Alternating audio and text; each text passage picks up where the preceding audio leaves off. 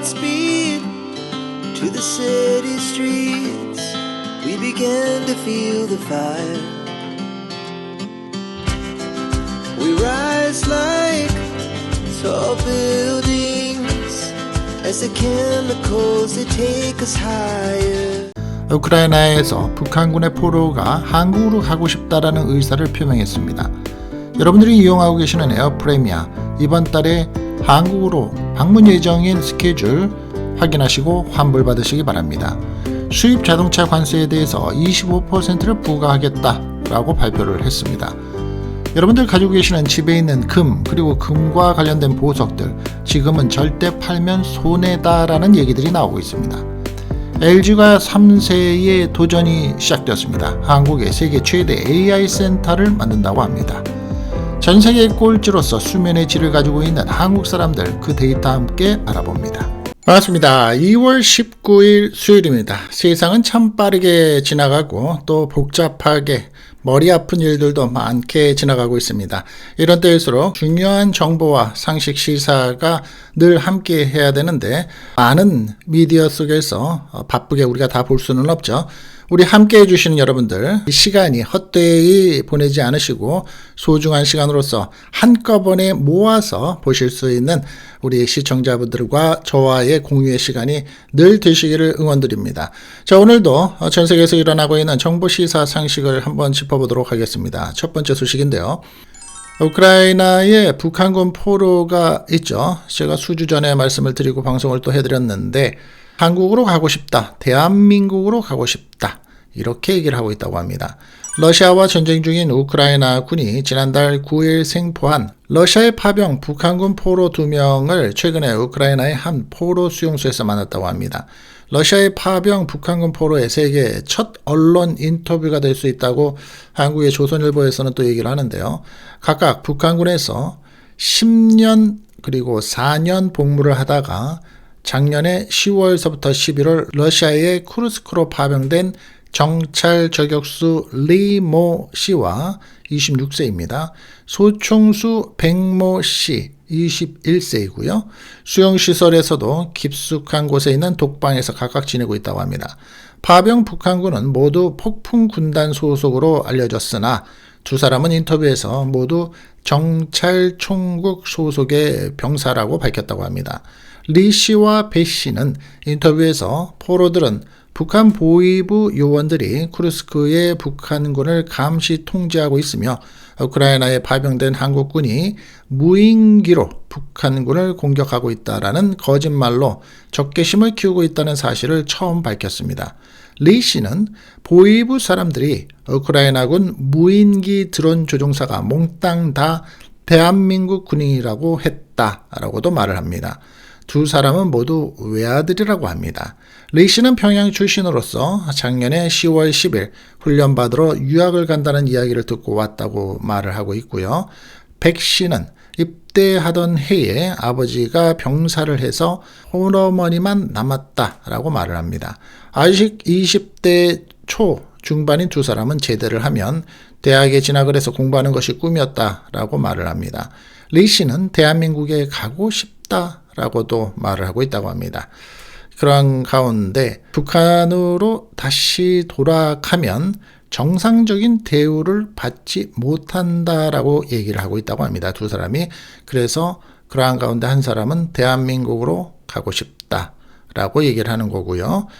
그 사이에 우크라이나 군이 많은 또 회유를 하고 있겠죠. 그리고 실상의 대한민국의 상황도 보여주고 말을 하고도 있을 듯 싶습니다.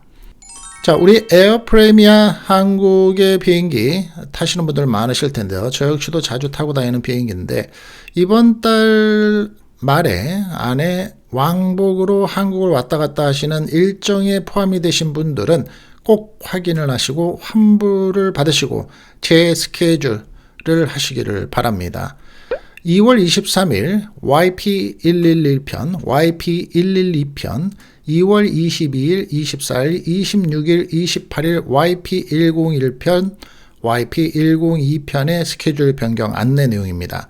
대상 노선은 인천과 샌프란시스코와 사이에 운항을 하는 것이고요. YP111이고요. 샌프란시스코와 인천은 YP112, 인천과 로스앤젤레스는 LAX죠. YP101, 로스앤젤레스와 인천은 YP102라고 합니다. 그런데 변경 사유는 항공기 계획 정비라고 지금 발표를 하고 있습니다.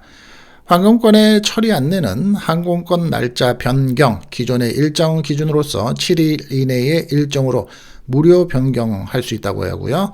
단 원하는 일정에 잔여 좌석이 가능한 경우에 한한다고 합니다. 항공권에 대한 전액 환불은 환불 수수료 없이 적용이 된다고 하고요.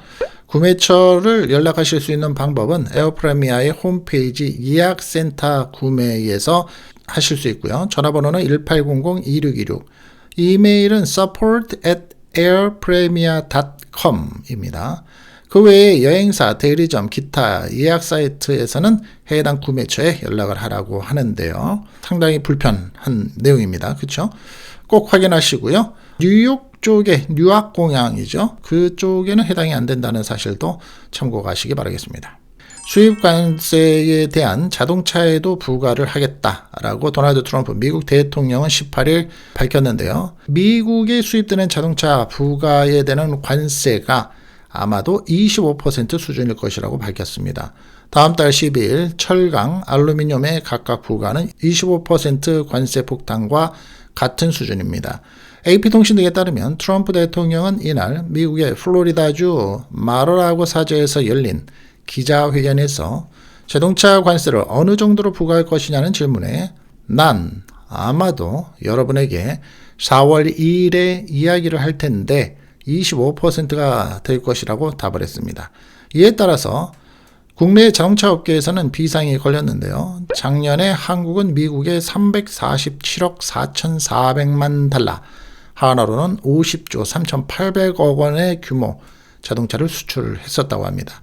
작년에 한국의 기업의 자동차 해외 수출액 중에서 미국 시장의 비중은 49.1%를 차지한다고 합니다.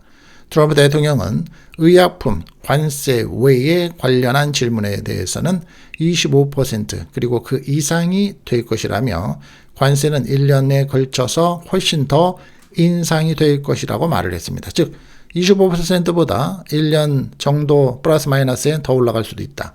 한국 기업들의 작년에 대미 의약품 수출도 있는데요. 15억 달러 규모에 달한다고 합니다. 의약품은 미국 수출 의존도가 15.8%이고요. 자동차가 49.1%. 다음으로서 전 세계 국가 중에서 미국에 가장 많이 수출하는 국가가 대한민국이라는 겁니다. 트럼프 대통령은 하지만 우리는 그들 기업에게 미국에 투자하러 들어올 것을 권유하고 시간을 주고 싶다라며 그들이 미국에 와서 여기에 공장을 두면 관세가 없기 때문에 우리는 그들에게 약간의 기회를 주고 싶다라고 강조를 하고 있습니다. 현재 자동차와 기아 자동차가 공장은 있죠. 알라바마에 있습니다. 그리고 관련되어 있는 파트 회사들도 수십 개, 수백 개 이상이 있는데 문제는 이제 완성차를 미국에서 다 만들어야 된다는 소리죠. 모든 모델을 수출을 하고 싶은 차는 다 그렇게 해야 된다는 소리입니다. 여러분들 집에 있는 금, 그리고 금과 관련되어 있는 반지, 목걸이, 팔찌 이러한 보석들 지금은 절대 팔면 손해일 듯 싶습니다. 미국의 대형 투자은행인 골드만삭스가 올해 연말 금값의 전망치를 온스당 3,100달러로 다시 상향 조정을 했습니다. 오를 거라고는 얘기를 저도 많이 드렸는데 또다시 상향 조정 예측을 한다는 겁니다. 지난달 전망치 3,000달러에서 다시 높여서 잡은 것입니다. 18일 블룸버그 통신에 따르면 골드만삭스의 애널리스트 리나 토머스와 단 스트루이브는 지금 최근에 보고서에서 각종 중앙은행의 금 매입 증가와 금 기반의 상장 지수 펀드에 대한 상장 지수 펀드는 우리가 영어로 이제 ETF라고 합니다. 자금 유입으로 연말 금 가격을 목표에서 온스당 3,100달러로 올린다라고 밝혔습니다. 미국의 관세 부과를 포함해서 경제 정책에 대한 불확실성이 지속되면 투기적인 수요가 많아지면서 금값이 온스당 최고 3,300달러에 달할 수도 있다라고 라면서 이 골드만삭스는 보고 있고요. 이 경우에 올해 금값 상승률은 26%까지 되는 겁니다. 금값은 작년에 급등한 데 이어서 올해에도 7주 연속 상승 기록을 세웠고요. 시장에서는 각국의 중앙은행의 금 매입의 증가와 미국 연방준비제도 FED의 연이은 금리 인하, 그리고 최근에 도널드 트럼프 미국 대통령의 관세 정책에 따른 투자자들의 우려의 증가가 금값의 상승 원인으로 된 것으로 보고 있습니다. 보고서는 관세를 포함해서 무역 정책의 불확실성이 지속이 되면 투기적인 포지션으로서 인해 연말까지 금값이 온스당 3,300달러까지 오를 수 있다면서 또 인플레이션과 미국의 재정 위기에 대한 우려가 커지면서 각국 중앙은행, 특히 미국의 국채를 많이 보유한 중앙은행이 위험 분산을 위해서 금을 더 많이 매입할 수 있다라고까지 전망을 합니다. 작년에 12월 공식 부문의 금 수요는 108톤에 달했다고 합니다. 이 중에서 중국이 45톤을 차지했고요. 정말 중국 좋아하죠. 지금은 중국 정부에서 금을 매입하고 있습니다. 굉장히 적극적으로. 그러니까 결론적으로는 그냥 금 가지고 계시는 거 갈등 느끼지 마시고 보관하고 계시길 바랍니다. 하나는 또 반가운 소식인데요. 왜 일자리 창출이나 또 해외에서 만드는 제품이 아니라는 관점에서 우리나라의 아주 직관적인 기술력이 발전하는 데 있어서 상당히 도움이 될 만한 이야기겠죠.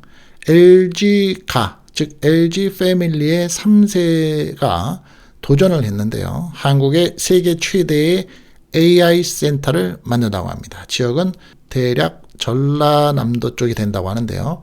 한국의 세계 최대 규모의 인공지능 AI 데이터 센터 건설이 추진되고 있다라면서 월스트리트저널이 18일 보도를 했습니다.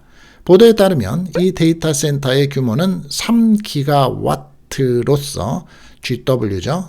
약자는 3기가와트로서 최대 350억 달러, 약 50조 원이 투자가 될 예정이라고 합니다. 전 세계적으로 1기가와트 이상의 전력을 보유한 데이터 센터는 드물다고 합니다.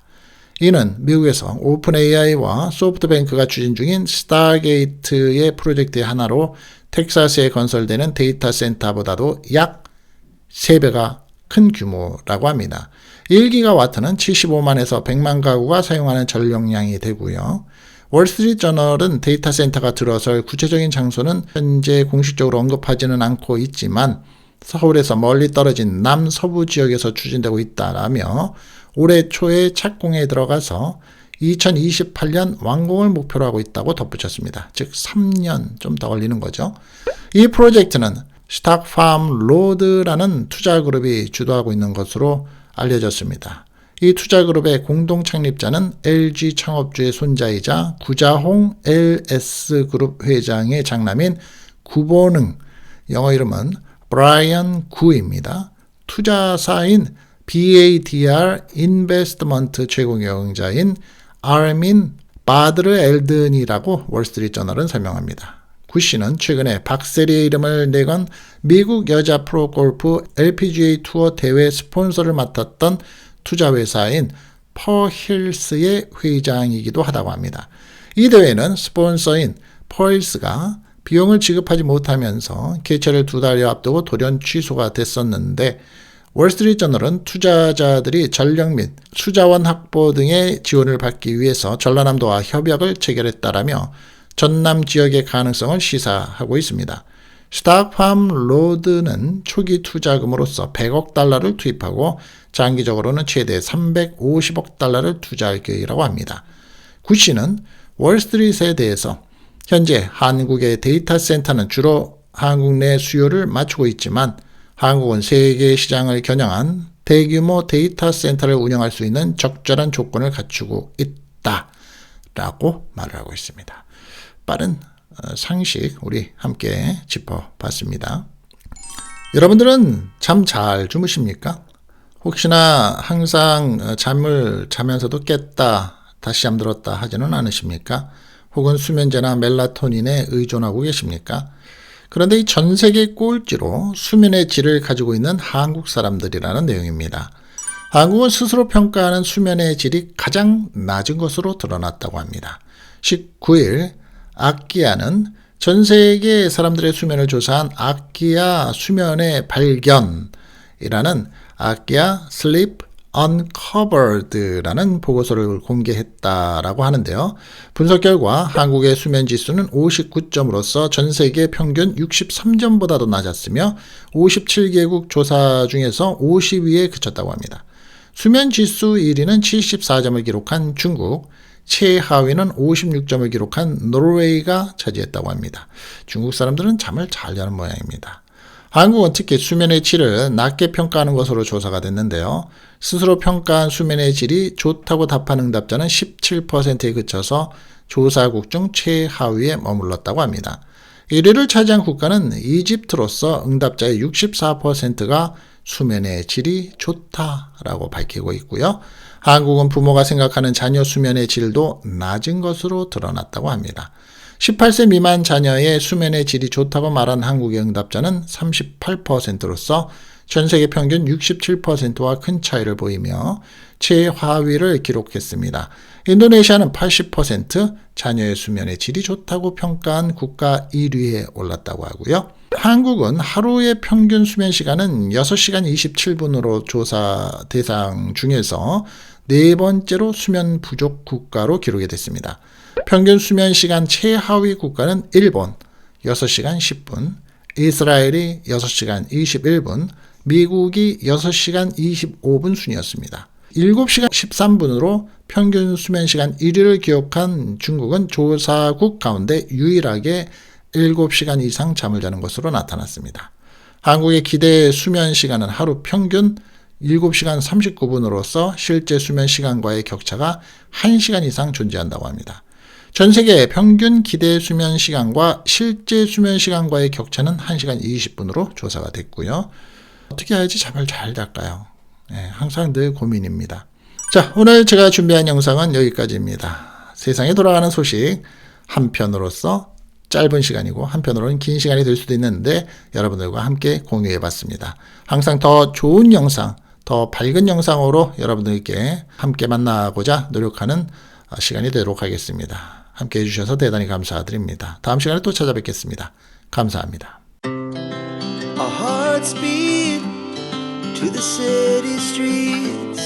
We began to feel the fire. We rise like tall buildings as the chemicals they take us higher.